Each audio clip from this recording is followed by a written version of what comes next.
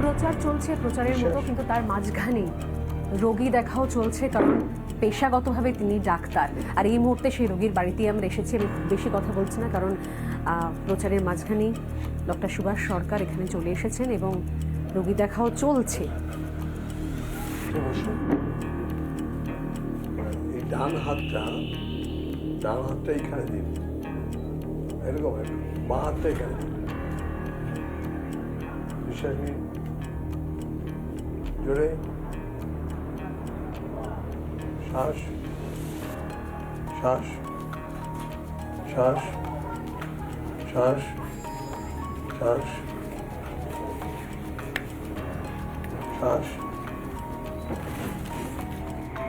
লিভারটা একটু বড় আছে বাবা।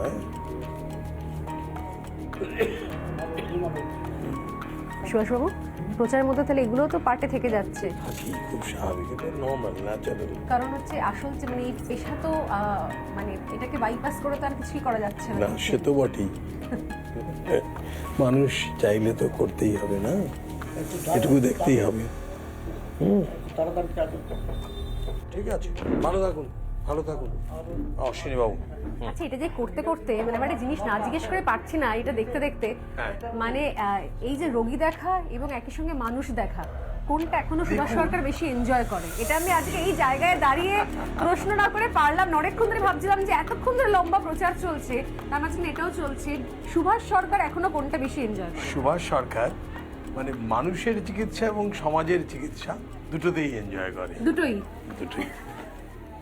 তবে এখন চিকিৎসা বৃত্তি হিসেবে আর নেই।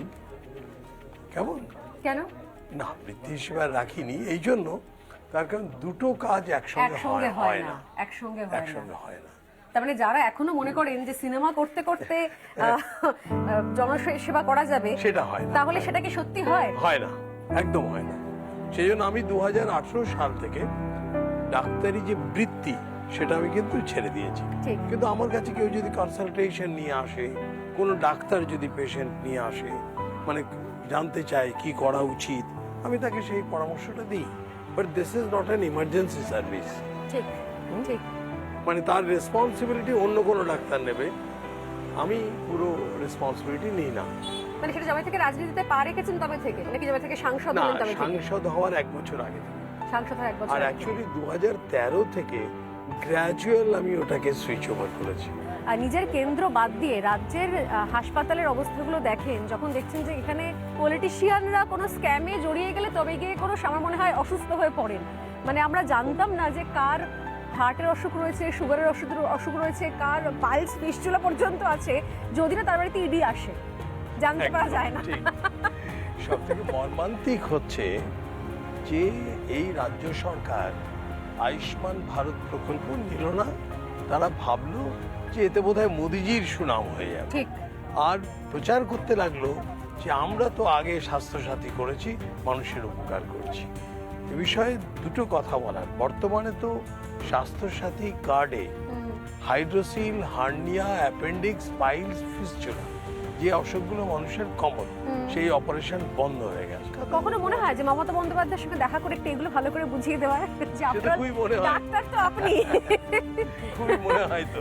সত্যি যখন এই ধরনের প্রচারগুলো হয় এবং যখন বিভিন্ন সময়তে বাড়ির ভেতরে ঢুকে দেখেন যে কিছু ইস্যুগুলো রয়েছে স্বাস্থ্যগত, তখন মনে হয় না যে সত্যি খুব বড় একটা ক্ষতি হয়ে যাচ্ছে রাজ্যের মানুষের? ভীষণ।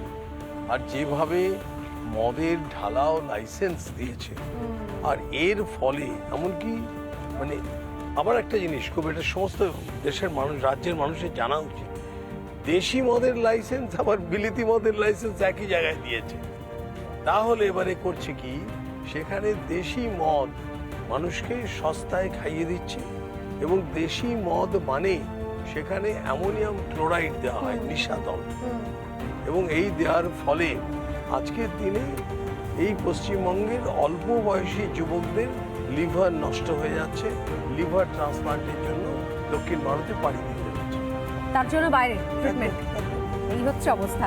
বেশ, প্রচার চলবে, প্রচার চলতে চলতে আমরা হয়তো আরো এগিয়ে যাব, কিন্তু ঘড়ির কাঁটা অনেক বাড়ছে। ডাক্তারবাবু কি নিজের খাওয়ার দাওয়ার টাইমটা ঠিক নেই? এরপরে হবে। আচ্ছা বেশ, আমরা অপেক্ষা করলাম।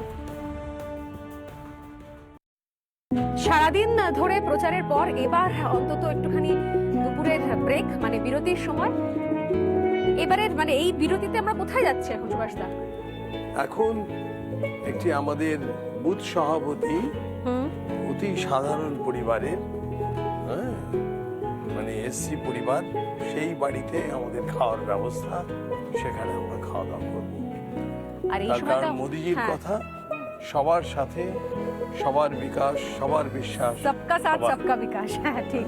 কিন্তু আমি ভাবছিলাম এই বসে আমার একটা গুরুত্বপূর্ণ ইন্টারভিউ আছে, আসলাম যে একটা মেডিকেল ইন্টারভিউ হলে কেমন হয়, মানে এই যে পরিমাণ আমি দেখলাম মিষ্টি, মানে যে পরিমাণ ক্যালোরি হচ্ছে, প্রেশার আছে, প্রেশার সুগার আছে? সুগার আছে, প্রেশার নেই, সুগার কিরকম লেভেল কিরকম একদম থাকে? কন্ট্রোল, একদম control? HbA1c control. তাই তার জন্য কি করতে হয়? ওষুধপত্র, ইনসুলিন, ইনসুলিন নিতে হয়। তো ইনসুলিন নেওয়ার পরে যে মিষ্টিগুলো খাওয়া হলো, কোনো রসগোল্লা? অসুবিধা নেই। একজন ডায়াবেটিক পেশেন্ট প্রতিদিন রসগোল্লা খেতে পারে, তাই এটা মানুষ ভুল বোঝে।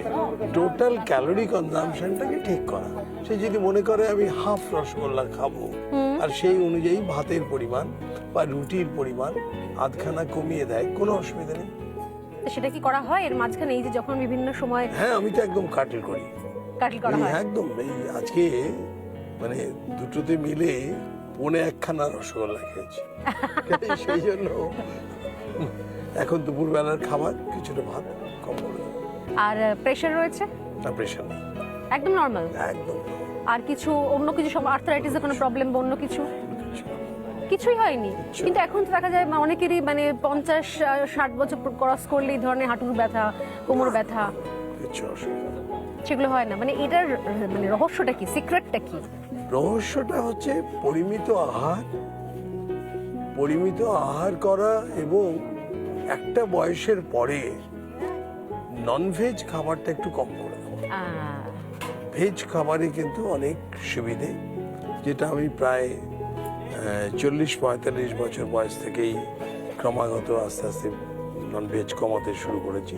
এখনো ননভেজ খাই, কিন্তু কম, খুব কম, মানে মাছ, মাংস, ডিম, একদম প্রাণীজ যেটা প্রোটিন, সেটাকে একটু কমানো। একটু কমিয়ে দেবো।